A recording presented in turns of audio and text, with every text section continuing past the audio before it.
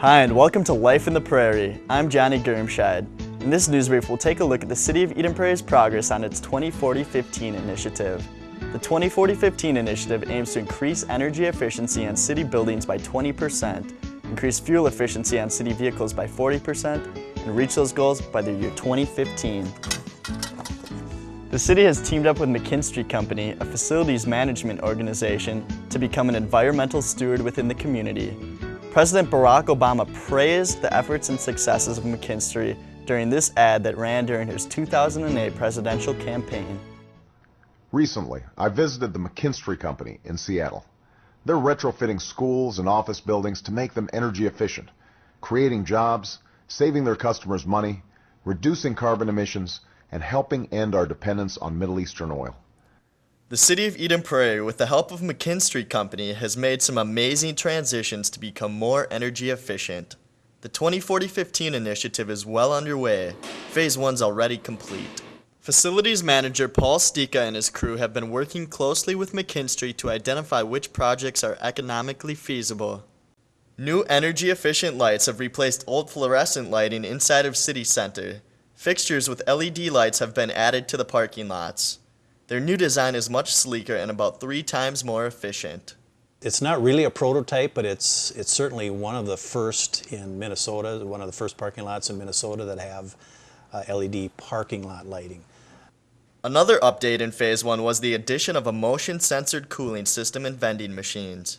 There's a motion sensor on each of the machines, and if people are walking by, the lights stay on and the machines keep running. And if about 30 minutes go by and there's been no activity, the lights go off, and if it's like a pop machine where we need to keep product cool, or some sort of a sandwich machine where we need to keep product cool, the compressors go to a lower setting so that the product remains cool, but it uses less energy. City Center is not the only building that went through a revamp in Phase 1. The maintenance facility received a new generator that gives the city a lower electrical rate from Xcel Energy. You can get a lower energy rate throughout the entire year as long as you give them the authority, I guess would be the word, to curtail you during their peak periods. So during peak periods we would run our generator so we could go completely offline, and then Xcel Energy would not have to supply us with energy. And in exchange for that curtailment privilege, those buildings or the city would gain a pretty significant reduction in energy cost. Those were just a handful of the projects that were part of Phase 1. Now that Phase 1 is complete, initial steps of Phase 2 have begun. Let's take a look at the progress. One of the heat exchangers for a hockey rink at the community center is being replaced. One of the things that you need to do in an ice rink is to keep the soil or keep the ground underneath the ice rink from freezing. If just like around your home or around a building, if frost starts coming out of the ground in the spring, it can heave sidewalks, it can move things, and that is also true in an ice rink. So it sounds strange, but we're cooling the surface above, then there's a layer of insulation, and then we're heating the surface below. There are really 2 ways you can heat that soil below. One is you can introduce some form of boiler heat, like a hot water boiler.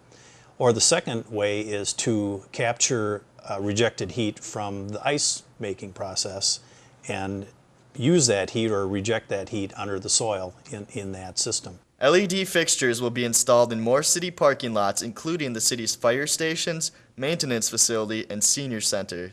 You may think that the city is spending money on energy improvements just for the sake of going green.